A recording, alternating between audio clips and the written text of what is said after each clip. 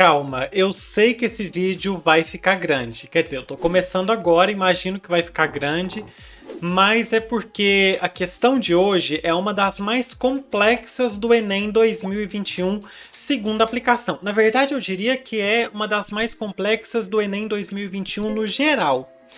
E aí, nós vamos ter que trabalhar vários conceitos para poder chegar na questão em si, chegar na explicação da questão.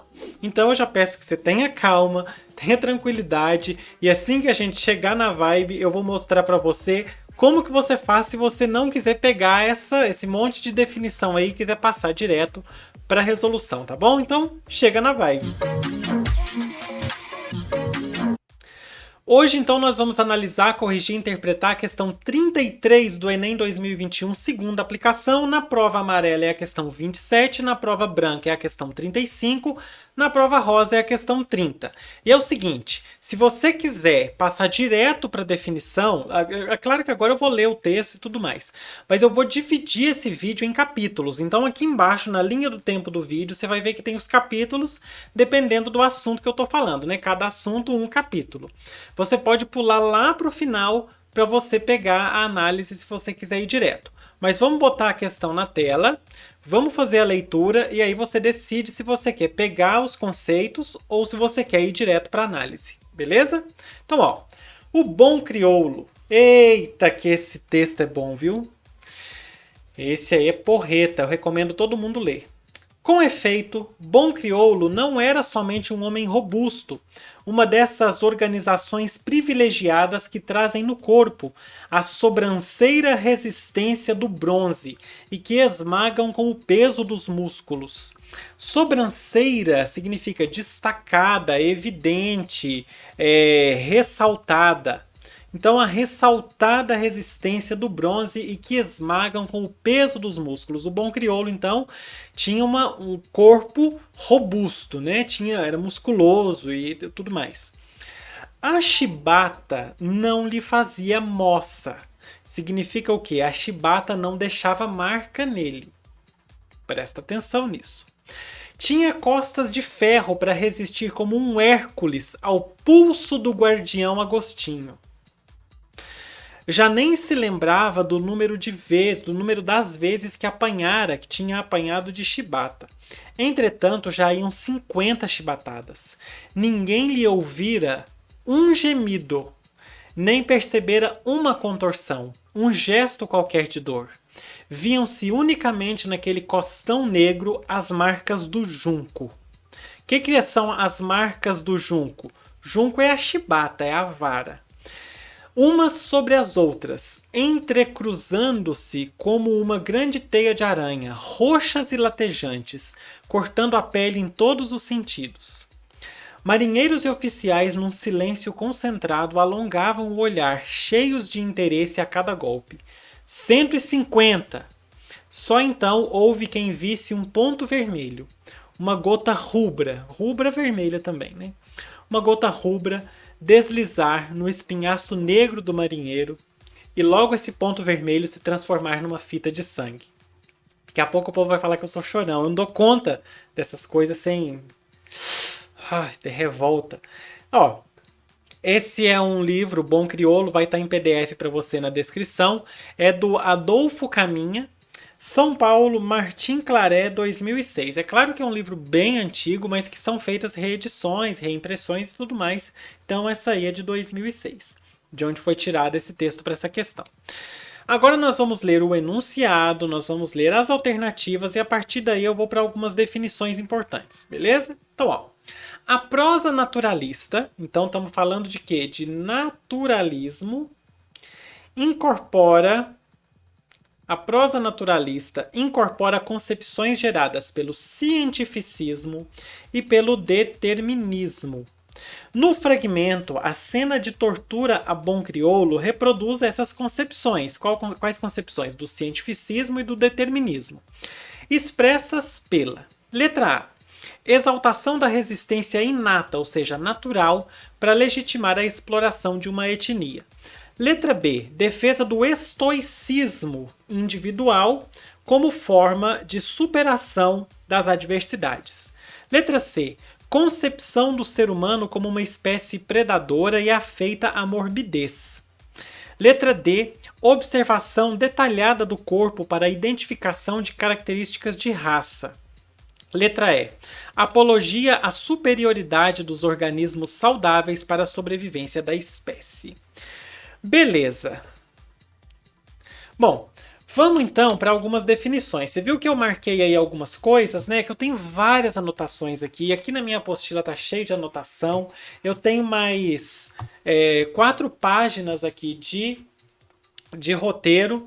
E aí é o seguinte, se você não quer pegar essas definições que eu marquei aí no texto, naturalismo, cientificismo, determinismo e o estoicismo, se você não quer pegar uma explicação sobre isso, já pula lá para o final. Vai ter os capítulos aí, é só você pular. Beleza? Então, ó, vamos começar. Eu tô cheio de papel aqui. Vamos começar falando um pouquinho sobre o naturalismo. Muito bom, os diálogos dessa questão então são com o naturalismo, com a origem das espécies, que vai estar relacionado ao naturalismo, o darwinismo social, que não foi trabalhado na questão, mas que poderia ter sido, o cientificismo, também chamado de cientismo, o determinismo e o estoicismo. Vamos começar pelo naturalismo, que esse texto é um texto de prosa naturalista. O naturalismo em si foi um estilo literário do século XIX, e ele está vinculado a desdobramentos, a questões da teoria darwinista. E essa teoria darwinista, você sabe que está na origem das espécies, a gente vai falar disso daqui a pouco. A literatura do naturalismo ela é considerada cientificista, que é um dos conceitos que nós vamos ver daqui a pouquinho. Por quê? Porque os autores eles se amparam em teorias científicas para poder criar os personagens dos livros. Então, qual que é a principal teoria científica? O darwinismo, né? A origem das espécies. Isso aí diferencia o naturalismo do realismo, né? As diferenças, o pessoal pensa assim, mas qual que é a diferença do realismo com o naturalismo e tudo mais? A diferença é que o realismo não é baseado em teorias científicas. Já o naturalismo, sim. E o principal do naturalismo é o determinismo, que a gente vai ver daqui a pouco. Agora, eu já pergunto para você, por que você acha que o nome é naturalismo? É porque vai falar da natureza, dos animais, das plantinhas. Não. É porque trabalha-se uma ideia de o homem, o ser humano, voltando às suas características naturais, ou seja, voltando às questões mais instintivas, de instinto animal mesmo, da espécie humana. E tem muito disso no livro do Bom Crioulo. A gente vê aí até na questão da violência, uma coisa mais animalesca, apesar que o ser humano é muito mais violento do que os animais, porque o animal não é de matar ou de agredir o outro da mesma espécie por bel prazer, como o ser humano faz. Bom, muito bem, então as características do naturalismo são o cientificismo e o determinismo, que nós vamos ver daqui a pouco. O biologismo, que é o quê? O comportamento dos personagens é resultado de instintos, de motivação biológica. Isso tem muito no naturalismo. Inclusive tem uma obra que é O Cortiço, que também fica muito claro esse tipo de coisa. Zoomorfização. O que é zoomorfização? É animalização. Os personagens têm características relacionadas a animais. Deixa eu ver o que fala aqui. Aqui ele não compara o Bom Crioulo ao animal, nenhum animal não, mas compara a Hércules, né? Isso aí. Bom, e fala, a única coisa que fala é da teia de aranha nas marcas das costas, mas é só uma comparação, ok. E aí tem muito dessa zoomorfização, às vezes não tão explícita, tem ela implícita também. O ser humano vai sendo tratado como animal e tá à mercê aí dos seus instintos, de tudo que a natureza manda para ele ali. E principalmente o instinto sexual, e isso tem muito no Bom Crioulo, que é se não me engano, assim, precursor na literatura tratando de temas da homossexualidade, né? E até porque o nosso Bom Crioulo ele tem aí um romance com outro marinheiro. É interessantíssimo. O livro, assim, é para romper mesmo com a literatura da época. É muito interessante, tipo, deixou o pessoal de cabelo em pé. Vou falar dele daqui a pouquinho. E também tem visão preconceituosa no naturalismo, e muita visão preconceituosa em relação às mulheres, em relação aos negros, em relação aos homossexuais, como é trabalhado no Bom Crioulo. E isso é amparado por teorias da época, teorias científicas da época que estavam erradas, que estavam equivocadas. Tem muita coisa do tipo assim, a mulher histérica demais, a homossexualidade tratada como doença. O próprio Adolfo Caminha tenta trazer um viés mais humano para a homossexualidade nesse livro, mas ele mesmo cai em questões moralistas da época. Tem a inferiorização de pessoas negras e por aí vai. Só pela inferiorização de pessoas negras, marca isso aí na sua cabeça, já dá um caminho para a resposta dessa questão. Beleza. Segunda coisa, segundo diálogo que a gente tem que trazer aqui é A Origem das Espécies. A Origem das Espécies é um livro do Charles Darwin, todo mundo já ouviu falar. Obviamente, se você está fazendo o Enem, você obrigatoriamente já ouviu falar da Origem das Espécies, porque biologia vai trabalhar isso em peso. E essa Origem das Espécies ela foi tão importante para o naturalismo, por quê? Porque essa obra ela revolucionou a ciência no século XIX e revelou que nós, humanos, né, seres humanos, Homo sapiens, estamos aí também sujeitos à evolução da espécie, né, à adaptação e tudo mais. E essa descoberta ela abalou muito o cristianismo, porque o cristianismo defendia o criacionismo. E aí, a partir desse momento, a gente já tem uma quebra com o criacionismo, nessa teoria da evolução. Eu tô lembrando das coisas que eu tenho tópicos aqui para ir lembrando tudo que eu tenho que falar para você, senão, ó, esqueço tudo. Então, a ciência e essa forma de ver aí com base na evolução começou a nortear o pensamento dos escritores, dos artistas no geral. Só que tem um pequeno problema. O darwinismo, claro assim, que tudo para o ser humano consegue deturpar tudo se quiser. E o darwinismo, ele foi deturpado também. Uma das deturpações do darwinismo, aliás, eu esqueci de colocar a foto do Darwin para você aí. Uma das deturpações do darwinismo é o darwinismo social. E isso aí é de uma repugnância. Vamos falar dele, do darwinismo social, que poderia ter sido trabalhado nessa questão. É um tema importante para a sociedade atualmente, é um tema que cabe no Enem, mas que foi deixado de lado aí. Então, darwinismo social. O que é? É a aplicação da teoria da seleção natural, a teoria de Darwin, ao meio social.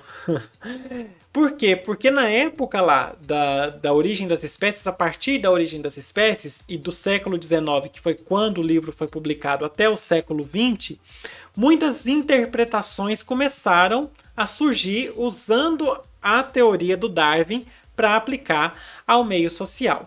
E a partir daí, o que acontece? Começa-se a justificar, o pessoal começa a usar esse darwinismo social para justificar ideologias racistas e preconceituosas no geral, que tentam explicar e legitimar a desigualdade, opressão e tudo mais. Essas opressões que a gente tem no nosso sistema capitalista foram justificadas pelo darwinismo social, falando que não, que é porque se uma população é mais pobre, é porque ela ainda está num ponto de evolução inferior. Já uma população mais rica está num ponto de evolução superior. O darwinismo social tinha esse tipo de pensamento ridículo e absurdo. Que ainda tem muita gente que pensa hoje em dia, né? Tem muita gente ainda com essas ideias de darwinismo social aí extremamente ultrapassadas. Bom, o darwinismo social, então, ele acredita que as sociedades evoluem naturalmente de um estágio inferior para um estágio superior. Ou seja, um estágio mais simples para um mais complexo de organização da sociedade. E aí, os povos que são considerados pelos darwinistas sociais civilizados, que são quem? Aí eu te pergunto, quem? Os europeus, obviamente. Os europeus. Os europeus. Ah, mas os europeus são mais civilizados do que... Ah, pelo amor de Deus, né? Então, acredita-se então que os povos civilizados, que no caso são os europeus, têm o dever por serem favorecidos pela evolução, eles têm o dever de dominar e de explorar os outros povos, as culturas mais atrasadas, digamos assim.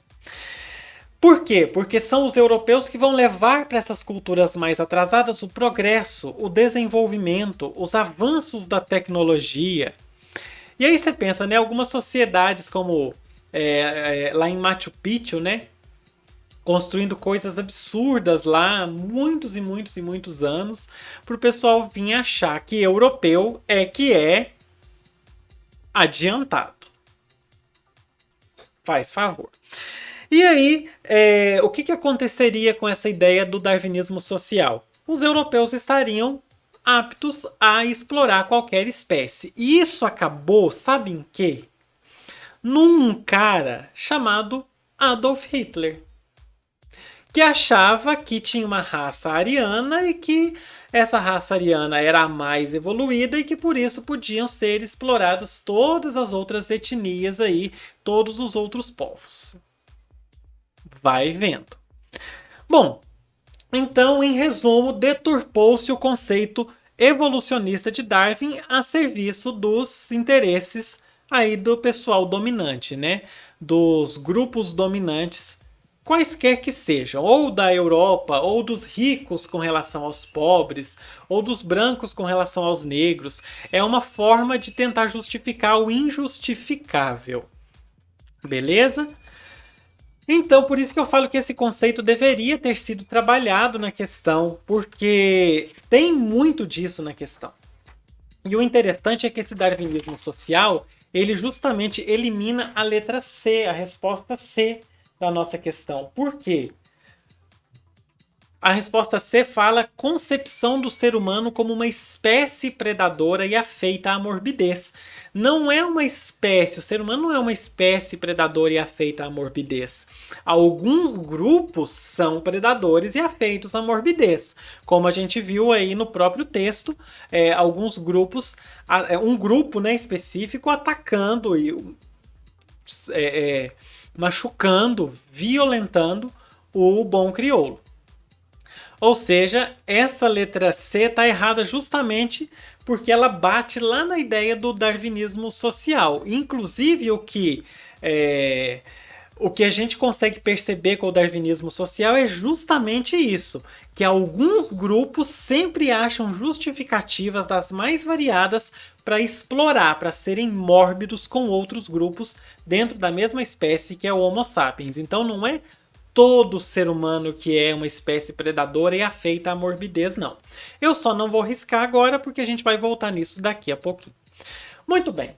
Prosseguindo aqui com a nossa avaliação, vamos falar do cientificismo, também chamado de cientismo.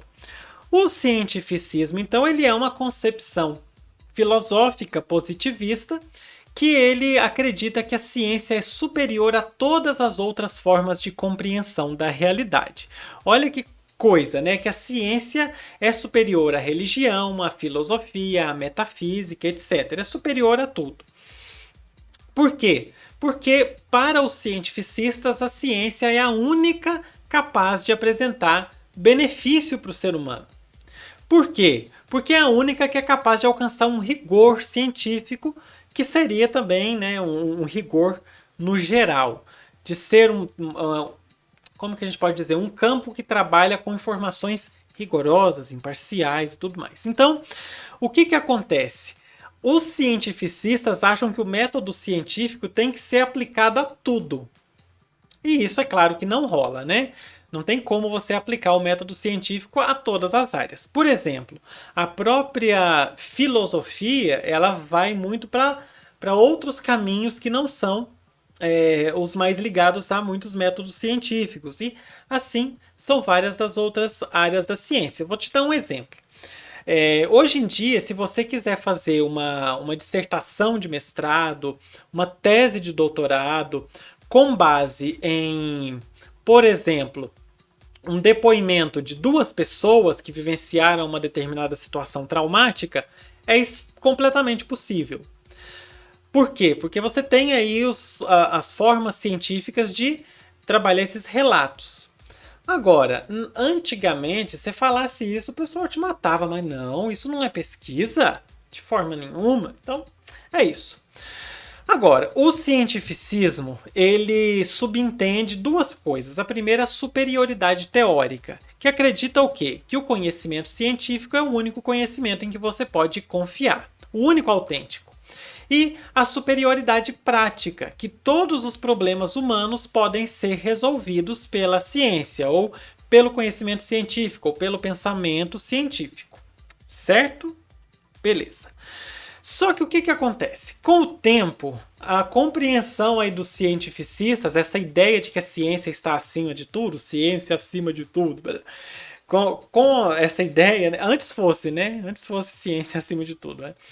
Com o tempo, isso aí acabou fazendo o quê? Transformando a ciência numa espécie de religião. A pessoa achava que a ciência dava conta de tudo. E, infelizmente, a gente sabe que a ciência ainda não dá conta de tudo. A ciência dá conta de muita coisa. Mas a ciência ainda não tem todas as respostas para todas as perguntas. E aí, muitas perguntas da humanidade, muitas lacunas da humanidade, acabam sendo preenchidas por outros caminhos, como a filosofia, a religião e etc. E aí eu não vou entrar nesse mérito, não. Porque realmente existem perguntas que a ciência não consegue explicar e cada um vai buscar aí as suas respostas da forma que acha mais conveniente. Ok? Muito bem. O que mais que eu tenho para colocar para você aí? Deixa eu ver aqui no meu roteirinho. Então o tempo foi passando e aí um belo dia descobriram que o cientificismo não valia porque ele tinha dificuldades científicas para seguir em frente. Ele não conseguia ser comprovado cientificamente. Ou seja, a ciência, embora seja essencial, não consegue explicar tudo, não consegue resolver tudo, não é inquestionável, muito pelo contrário. Muita gente, até na pandemia de Covid, falava assim: mas por que antes era só uma dose de vacina e agora nós temos que tomar 2, nós temos que tomar 3 e talvez até 4? Porque a ciência, ela é questionável, ela é revisável. As pessoas, os cientistas, eles revisam os estudos feitos a fim de aprimorar aquilo e trazer soluções mais práticas ou melhores para a humanidade no geral. É exatamente por isso que a gente tem hoje 3 doses de vacina, porque a ciência foi percebendo que 3 doses tinham uma eficácia muito maior. Então, quando as pessoas falam assim, mas a ciência não está valendo de nada se agora a gente tem que tomar 3 doses, é justamente o contrário. Se a gente tem que tomar 3 doses agora, é porque a ciência está fazendo o trabalho dela muito bem feito. Muito bom. Então, lembre-se sempre, toda ciência é questionável. Se você não puder questionar, não é ciência, é qualquer outra coisa menos ciência. A ciência, ela é questionável e é assim que a ciência é nutrida. É questionando que novos estudos são sempre feitos, novas teorias são criadas com base nos questionamentos. Mas por que o homem não volta à Lua? Então vamos voltar à Lua. É isso. Sempre questionar. Prosseguindo agora para o determinismo, que é aí o quinto dos nossos assuntos, e daqui a pouco a gente vai falar um pouquinho também sobre o bom crioulo. O determinismo, ele é um conceito que acredita que o meio, a raça e o período histórico, a raça ou a etnia, eu prefiro usar a etnia, e o período histórico influenciam o caráter, as vontades, as capacidades, etc.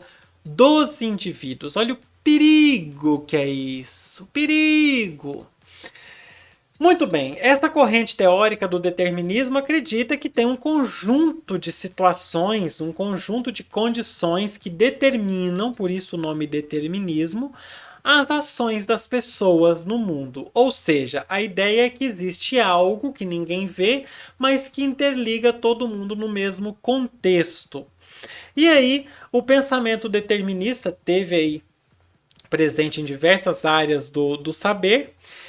E aí, o principal da gente pensar no determinismo é que essa corrente acredita que tem uma relação, várias relações de causa e efeito que determinam padrões no mundo. Olha que coisa louca, né? Determinam padrões no mundo e interferem nas nossas ações e na nossa vida. É uma ideia de que tipo assim, de que uma outra pessoa, sei lá, um outro professor de português, às vezes com as mesmas vivências minhas, teria uma grande chance também de criar um canal no YouTube e é isso. É mais ou menos isso que pensa o determinismo. Ou seja, ele desconsidera uma parte da personalidade ou a personalidade toda da pessoa, as escolhas, etc. Beleza. É... Deixa eu ver o que mais. Então, agora, o que aconteceu é que na concepção cristã, o determinismo foi muito perigoso e ele ainda é usado. Por quê? Porque muita gente acredita que todo mundo está vivendo da forma que Deus quer. Tipo, se Deus é onisciente, ele sabe tudo, então, obviamente, ele sabe o presente, o passado e o futuro, passado, presente e futuro. Então, qualquer escolha que eu faça acaba não sendo uma escolha autenticamente minha, porque Deus já escolheu o caminho, Deus já sabe o caminho que vai ser tratado. Então, qualquer caminho, qualquer decisão minha não vai fazer sentido, porque o meu destino vai ser aquele que já está traçado por Deus. Então, o determinismo na religião, ele ainda é um pouquinho mais perigoso e acaba até por gerar uma certa inércia das pessoas, né? Ah, mas para que eu vou fazer isso? Meu destino já está traçado por Deus mesmo, eu não preciso fazer nada. E aí as pessoas acabam esperando muitas coisas caírem do céu. Isso acontece demais ainda. Muito bem. Só que o determinismo ele tem algumas fases. O pré-determinismo acreditava que desde o início do universo tudo segue uma cadeia de causas e efeitos. Todo efeito está contido na sua causa, ou seja, quando você faz uma coisa já espera um efeito, uma consequência padrão. Complicado, né? O pré-determinismo entende que o universo, acredita que o universo foi criado por uma inteligência superior. Essa inteligência superior pode ser um deus, pode ser vários deuses ou pode não ser deus nenhum. Só que essa inteligência superior, sendo um deus ou vários ou nenhum, só é entendida por meio da razão. Esse é o pensamento do pré-determinismo. Em resumo, todas as pessoas que saírem de A chegarão a B porque o universo configurou assim.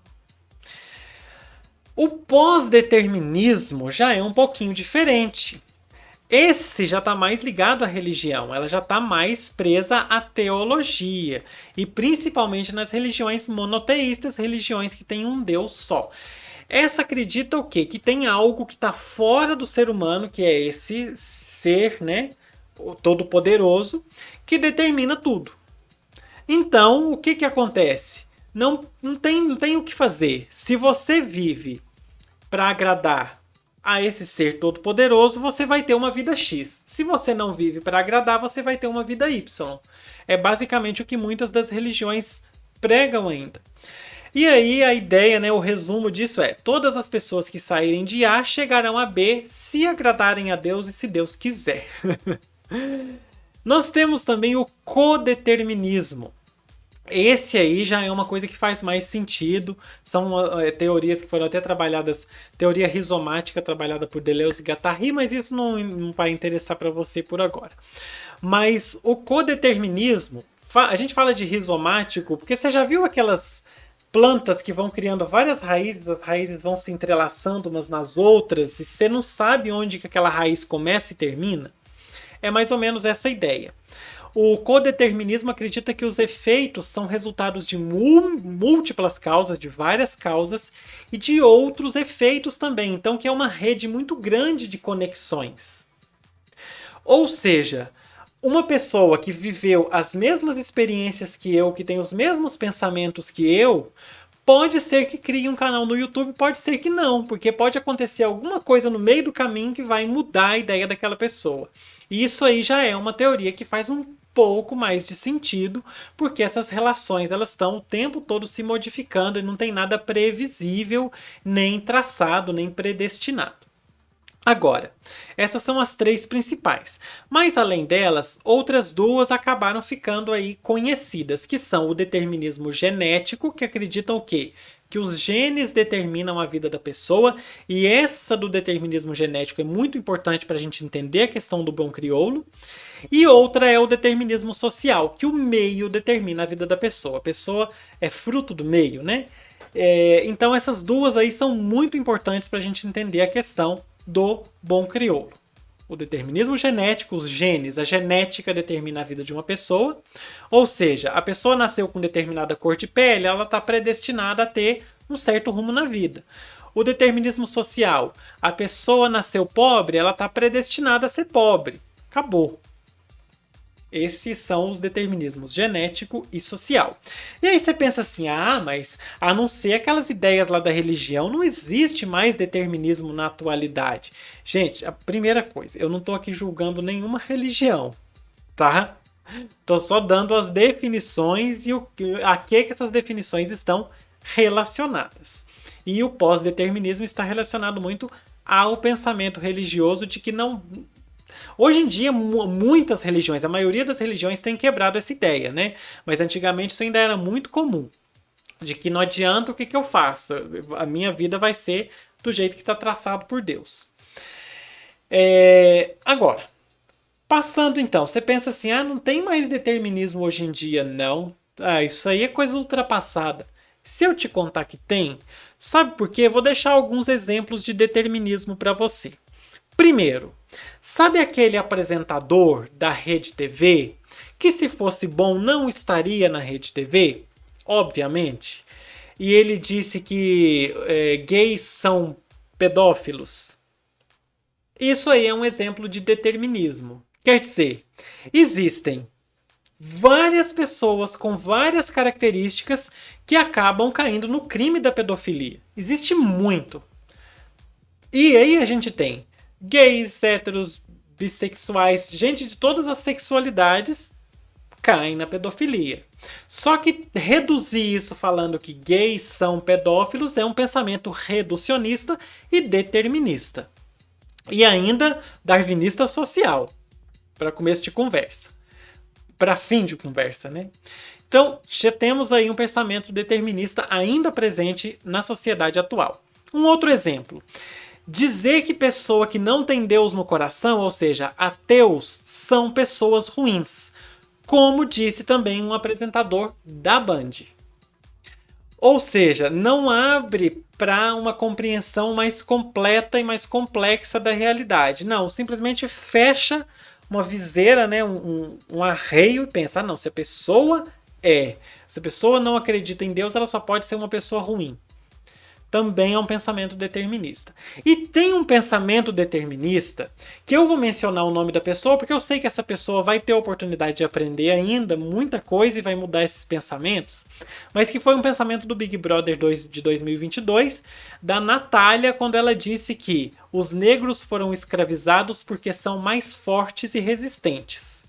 Eu sei que quando ela sair do Big Brother, que agora eu tô gravando, ela ainda está no Big Brother, né? Quando essa aula for pro canal, eu nem sei se ela vai estar ainda.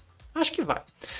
Mas isso aí é um pensamento determinista, porque acredita o quê? Que aquela genética está designada para um determinado tipo de trabalho que exige mais força e resistência.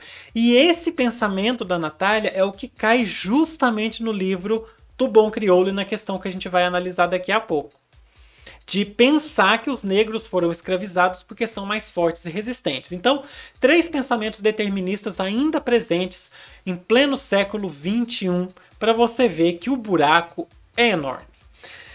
Por fim, nosso último conceito a ser trabalhado aqui é o conceito de estoicismo. Beleza? Vamos ver então um pouquinho do conceito de estoicismo. O estoicismo... eu nem coloquei um slide ali pro estoicismo, mas tudo bem, eu já passei logo pro bom crioulo. Mas o estoicismo é uma doutrina filosófica que surgiu na Grécia Antiga e ele preza aí pela fidelidade ao conhecimento e aquilo que pode ser controlado pela própria pessoa. Ou seja, ele despreza sentimentos externos, como paixão, os desejos. E só por isso a gente vê que não tem nada a ver com o naturalismo. O que elimina o quê? A gente vai ver daqui a pouco. Qual a resposta que isso que isso elimina.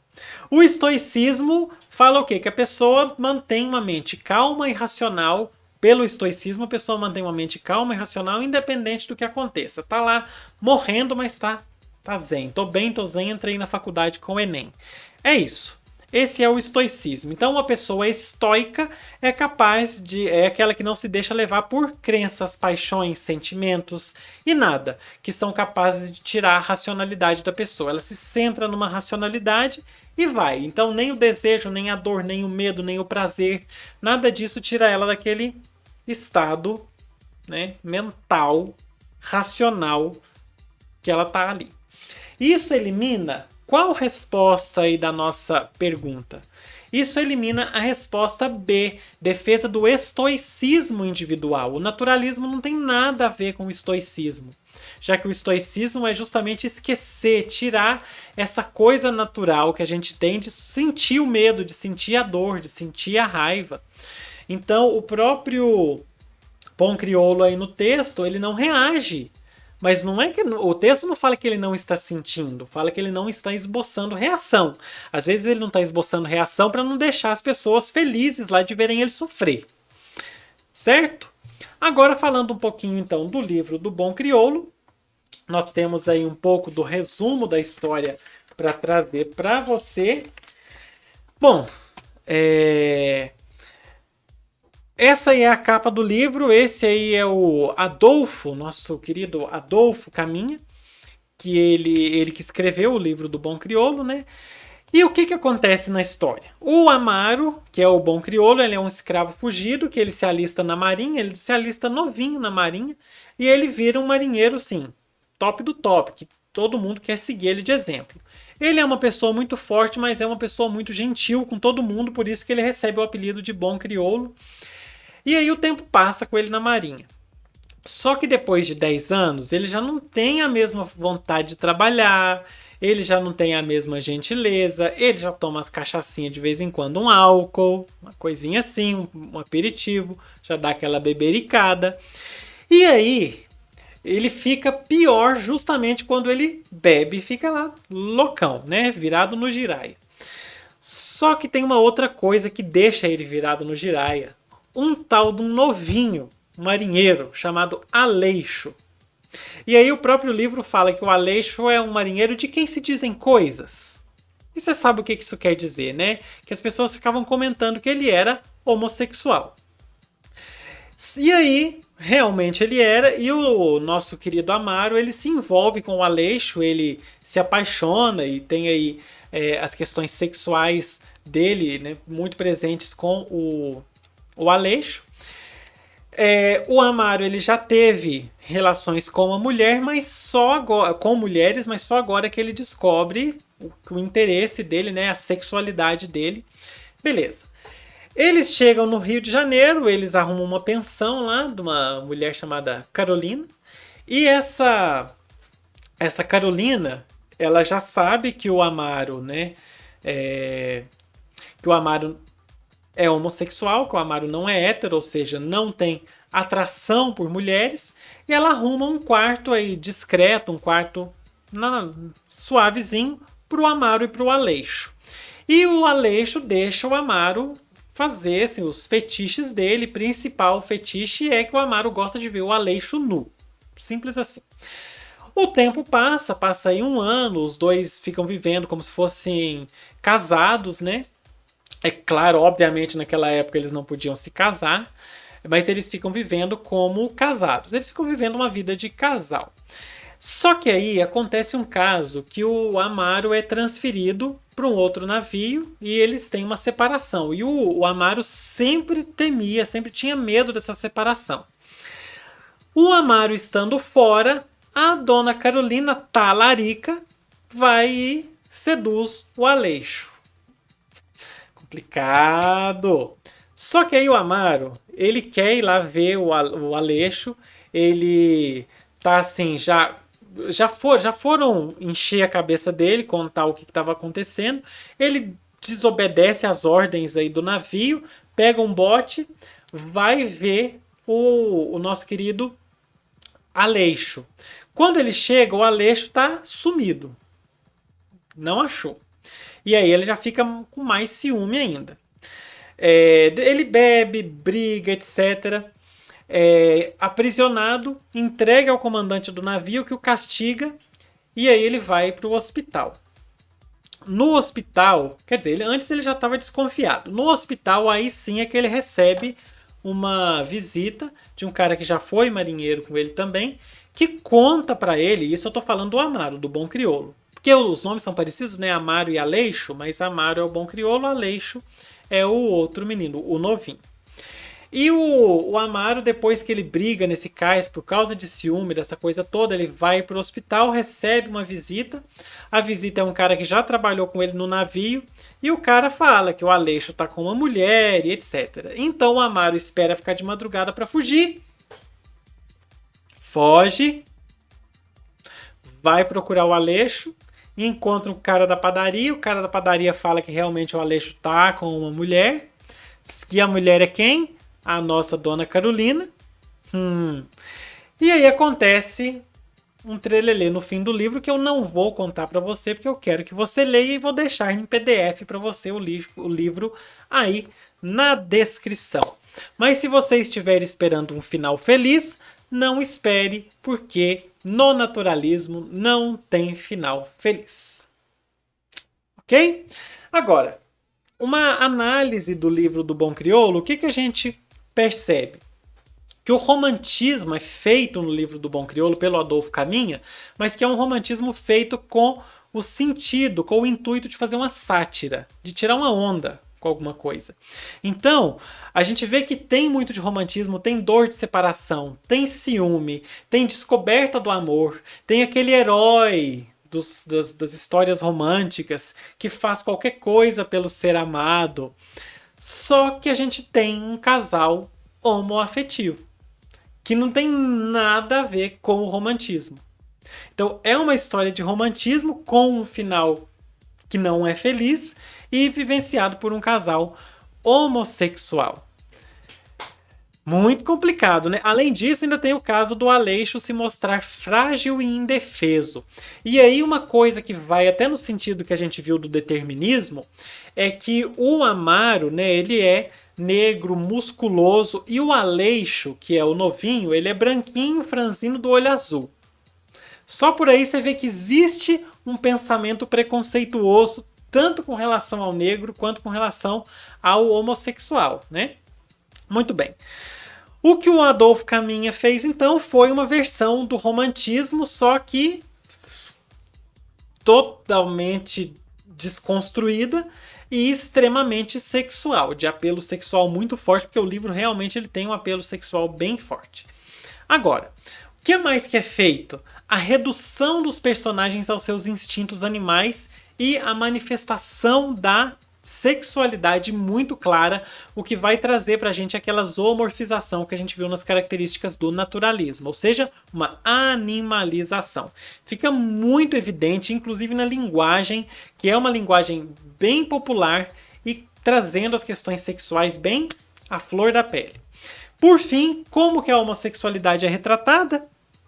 Como eu já falei para você, a homossexualidade é o Adolfo Caminha tenta colocar no livro com a naturalidade, né, naturalismo, com a normalidade que deveria ter, já que é algo natural do ser humano, e como o naturalismo trabalha em cima dos instintos, é trazido para esse lado do instinto. Se você está num navio cheio de homem, o instinto sexual está aflorado, entende-se que coisas vão acontecer lá pelas ideias do naturalismo. Hoje em dia a gente sabe que se a pessoa ela tem atração por alguém do mesmo sexo, ela é homossexual ou bissexual. Então, tipo, e que aí a pessoa que é homossexual não vai virar hétero e a pessoa que é hétero não vai virar homo. Que ou a pessoa é hétero, ou ela é homo, ou ela é bi, ou algumas outras que a gente tem. Mas essas três são as principais. Mas nessa época pensava, porque tá os homens tudo no navio, eles vão virar homossexuais. É. Só que aí, mesmo o Adolfo Caminha tentando trazer para a coisa mais natural possível, ele não consegue, porque ainda tem aquela mentalidade. Obviamente, ele está escrevendo de um lugar em que, de uma época em que a mentalidade é uma mentalidade muito conservadora, então ainda tem aquela mentalidade de coisa errada, tanto que os dois se encontram, o Amaro e o Aleixo, é no porão, o Amaro e o Aleixo, no porão do navio, no quarto da pensão, bem escondido, então sempre tudo muito escondido, colocando aí esse viés moralista na coisa toda. Agora sim, vamos voltar para a nossa questão. Acho que acabou? Acabou. Vamos voltar para a nossa questão e descobrir qual que é a resposta certa dessa questão. Eita, que já tem 45 minutos de vídeo, Brasil! Esse Enem quer acabar comigo. Hoje ele acaba. Então, o tempo que eu gasto para gravar umas 4 questões, eu gastei em uma. Tudo bem. A prosa naturalista incorpora concepções geradas pelo cientificismo, achar que a ciência está acima de tudo e que tem resposta para tudo, e pelo determinismo, a pessoa está sujeita a um destino. No fragmento, a cena da tortura a bom crioulo reproduz essas concepções, expressas por quê? Bom, se pelo determinismo a pessoa negra é mais forte e pelo cientificismo isso é confirmado, né? O que a gente consegue definir disso aí? Letra A. Isso é expresso pela exaltação da resistência inata para legitimar a exploração de uma etnia? Sim! E é exatamente o exemplo que a gente deu de determinismo da Natália do BBB. De pensar que os negros foram escravizados porque são mais fortes e resistentes. É exatamente isso que o livro faz, que o livro coloca principalmente nesse trecho aí, né, nesse fragmento. Claro que a gente tem que pensar primeiramente no fragmento. E isso é justificado em alguns momentos. Eu vou mostrar para você aqui, no próprio... marca tudo certinho. Vou mostrar para você aqui no próprio texto como que isso é colocado aqui, ó. Com efeito, o bom crioulo não era somente um homem robusto. A chibata não lhe fazia moça, a chibata não deixava marca nele. Marca isso aqui, vamos grifar. Tinha costas de ferro para resistir ao pulso do guardião. As costas dele eram de ferro com a finalidade, com o intuito de resistir à chibata. Isso está claro no texto. Então não tem como dizer que não tem isso que está na letra A, que é exaltar a resistência inata, a resistência natural para legitimar a exploração. A costa dele já era mais forte justamente para aguentar a chibata. E isso está claríssimo, claríssimo no texto. Claríssimo! E sabe o que é pior? Que aqui fala que a chibata não lhe fazia moça. Mas aqui já fala assim, ó. Viam-se unicamente naquele costão negro as marcas da chibata. Se a chibata não fazia marca, como que aqui embaixo tem marca da chibata nas costas dele? Ou seja, está usando a condição dele de negro para justificar uma violência, como se ele, por ser negro, aguentasse. Certo? Então a letra A está correta. E eu vi muita gente analisando essa questão, corrigindo essa questão, falando que está errado a letra A e não está. A letra A está correta e ela está clara no texto. Letra B. Defesa do estoicismo individual como forma de superação das adversidades. A gente viu que não tem esse estoicismo no naturalismo, porque o estoicismo é você sentir a dor sem você não externalizar que está sentindo a dor, você se concentra numa coisa tão racional que você nem sente.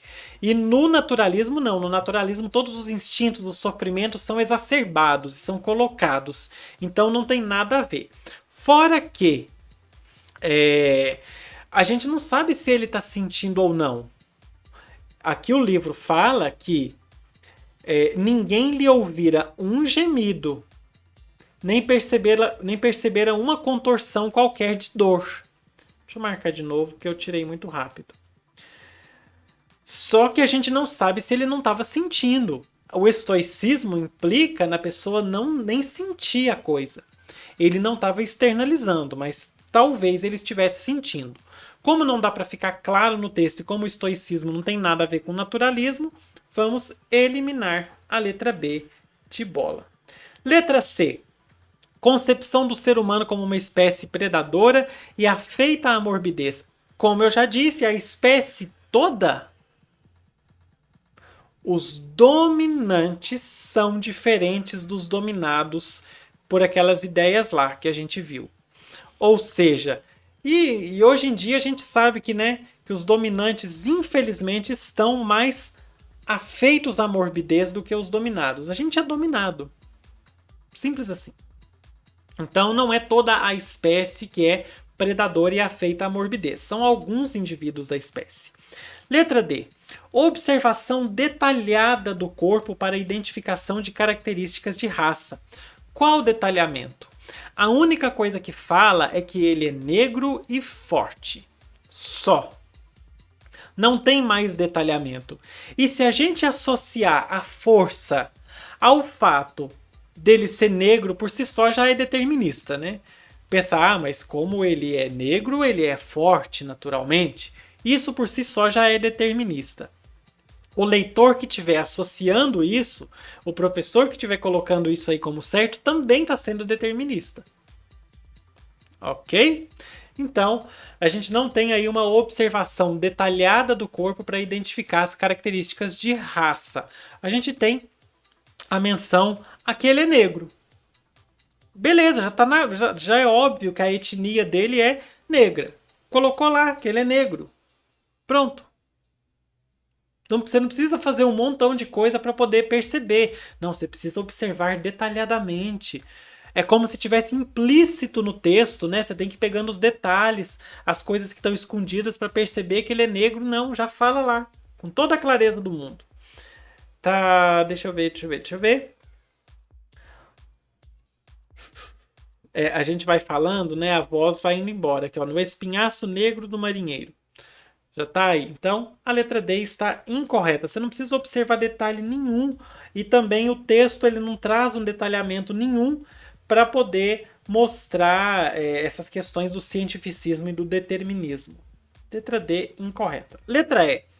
Apologia à superioridade dos organismos saudáveis para a sobrevivência da espécie. Superioridade dos organismos saudáveis. No determinismo, o negro pode até ser saudável, mas superior, por essas teorias que a gente viu que inspiraram até o nazismo, não faz o menor sentido, né? Então, não tem como dizer que está sendo feita uma apologia à superioridade dos organismos saudáveis, sendo que a descrição que é feita da pessoa resistente é exatamente do bom crioulo, que é o nosso querido Amaro. E, pelo determinismo, o negro não é superior. Essas questões são complicadas, gente. São complicadas. Sabe por quê? Porque se uma pessoa corta um trechinho desse aí falando, eu colocando essas questões, acaba com a minha vida, acaba com a minha reputação. Mas a gente tem que explicar falando como que a coisa era naquela época. Então, infelizmente, era um pensamento repugnante, nojento, nefasto e que ainda está presente na sociedade de pensar isso. De pensar que determinada etnia é inferior.